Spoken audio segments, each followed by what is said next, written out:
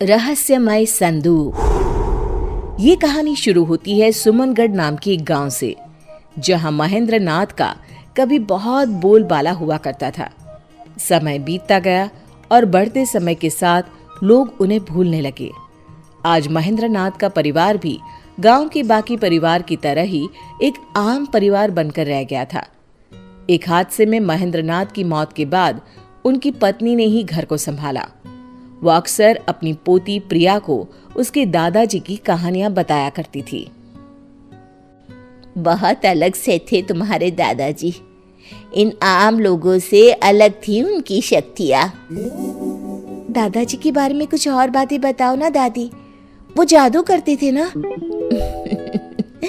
जादू नहीं बेटा, वो सिद्धियाँ होती हैं जो दादाजी के पास थी। उनके किस्से कितने भी बताऊं कम ही है। क्या माँ, तुम भी इससे ये सब बताने लगी? कल रात को न जाने ये क्या क्या मंत्र पढ़ रही थी। देखो माँ, मैं नहीं चाहता कि इसका ध्यान पढ़ाई से हटे। पंकज ठीक कह रहा है प्रिया, मैं तो सठिया गई हूँ बेटी। जा तू पढ़ाई कर। पंकज की बात सुनकर प्रिया वहां से अपने कमरे में पढ़ने चली जाती है, पर उसके मन में तो बस अपने दादाजी के किस्से को जानना था। ये पापा क्यों मुझे दादाजी की कहानियों से दूर रखना चाहते हैं? ऐसा क्या है उनमें? बहुत हुआ, ऐसा कुछ तो है जो सब मुझसे छुपा रहे हैं। प्रिया छुपकर अपनी दादी के कमरे के बाहर खड़े रहकर उन दोनों की बातें सुन लेती है। माँ, प्रिया को उस संदूक के बारे में कुछ भी पता नहीं चलना चाहिए। इस तरह अगर तुम पिताजी के बारे में उससे बात करती रहोगी तो कभी न कभी वो भी बाहर आ जाएंगे। जो छुपा होना चाहिए। पापा क्या छुपा रहे हैं मुझसे? क्या छुपाना है? कौन सा संदूक? ये सब क्या चल रहा है? तू कब तक छुपा लेगा प्रिया से इन बातों को?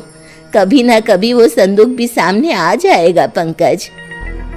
जिद मत करो माँ, वरना मुझे उस संदूक को कहीं रखकर आना होगा। मैं आज ही उस संदूक को पास के जंगल में रखकर आता हूं। न रहेगा संदूक, ना ही रहेगा प्रिया को कोई खतरा। पंकज रात के ठीक 2 बजे सभी के सोने के बाद अपने घर के स्टोर रूम में जाता है और लाल कपड़े में लपेटे एक संदूक को बाहर लेकर आता है। माफ कीजिएगा बाबूजी, पर हम इन शक्तियों को नहीं संभाल पाएंगे। अब इस संदूक को अलविदा करने का समय आ गया है।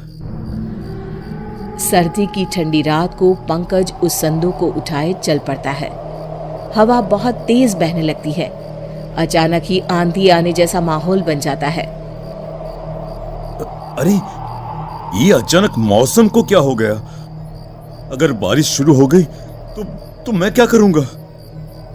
तेज हवाओं के बीच जैसे तैसे पंकज जंगल में पहुंचता है और उस संदूक को वहीं रखकर वापस घर आने को लौट पड़ता है।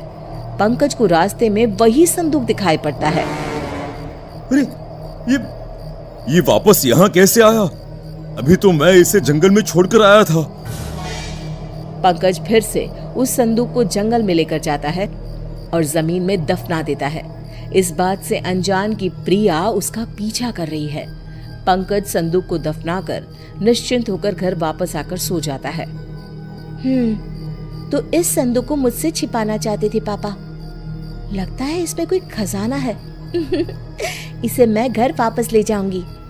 प्रिया संदूक को वापस अपने घर ले आती है और अपने कमरे में जाकर उसे खोलती है।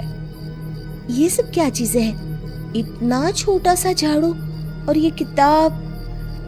क्या पापा इनको छिपाना चाहते थे मुझसे? ओहो, बेकार में इतनी सर्दी में जंगल से इस संदूक को मैं ले आई। कल ही वापस रखाऊंगी। ये कहकर प्रिया सोने चली जाती है। वो जैसे ही आंखें बंद करने वाली होती है, किताब में से एक तेज रोशनी बाहर आती है। झाड़ू खुद ब खुद हवा में उड़ने लगती है। ये सब क्या हो रहा है? किताब में से रोशनी के साथ साथ कई अक्षर हवा में उड़ने लग जाते हैं। कब से अपने मालिक की तलाश कर रहा था मैं, तुम मिल ही गई मुझे प्रिया। प्रिया की आंखों के सामने सभी अक्षर उसके दिमाग में चले जाते हैं। किताब अपने आप बंद हो जाती है। झाड़ू एक छोटा सा डिब्बा बन जाता है और प्रिया की आंख लग जाती है। अगली सुबह। कल रात जो भी मैंने देखा वो मेरा सपना था या हकीकत? तभी कमरे में बैठी हुई प्रिया को दूसरे कमरे में अपने दादी और पापा की बातें सुनाई देने लग जाती है। मैं यहाँ बैठे हुए कैसे सब कुछ सुन पा रही हूँ? ये कैसे हो सकता है? तभी अचानक से प्रिया को अनजाने साए दिखने लग जाते हैं। हमें बचाओ प्रिया, हमें बचाओ। कौन हो तुम लोग? नहीं नहीं, मुझे छोड़ दो। प्रिया की आवाज सुनकर शोभा और पंकज उसके कमरे में आते हैं, पर उन्हें वहां कोई नहीं दिखता। क्या हुआ प्रिया, तुम ठीक तो हो? पापा, मुझे बचा लीजिए। मैं कल वो संदूक अपने साथ ले आई थी। मुझे अब यहाँ पर अजीब से लोग दिखाई दे रहे हैं जो मुझसे मदद मांग रहे हैं। मैं ये जानता था, इसीलिए तो ये सब तुझसे छुपाया मैंने।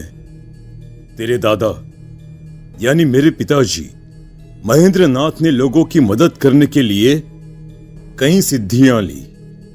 उन्होंने अपने बारे में तो कभी सोचा ही नहीं। कई अतृप्त आत्माओं को आजाद करवाने में और कई मजबूरों की मदद करने में ही उन्होंने अपना जीवन लगा दिया। उन्होंने अपनी सारी शक्तियां इस संदूक में छुपा कर रखी थी, पर उनके ही एक चेले ने उन्हें धोखे से मरवा दिया और संदूक चुरा लिया। पर वो ये संदूक खोल नहीं सका। मुझे डर था कि कहीं ये शक्तियों को संभालने की शक्ति तुझ में ना हुई, और अगर तू ही इसकी हकदार हुई तो क्या होगा? तेरे दादाजी की सिद्धियां तू ही इस्तेमाल करके लोगों की मदद कर सकती है बेटा। ये आत्माएं बस तुझे ही दिखाई देगी, क्योंकि तू ही है जो इन्हें बचा सकती है। अब जब शक्तियां तुझ तक आ ही गई है तो भगवान तुझे हिम्मत भी देगा। तुझे बस एक गुरु चाहिए जिनसे मैं तुझे मिलवाती हूँ। शोभा अपने पति के बंद कमरे में जाती है, जहां वो अक्सर साधना किया करती थी। जैसे ही प्रिया उस कमरे में जाती है, महेंद्र की आत्मा भी वहां आ जाती है। ये है तुम्हारे गुरु बेटा। ज्ञान तो प्रिया पा चुकी थी।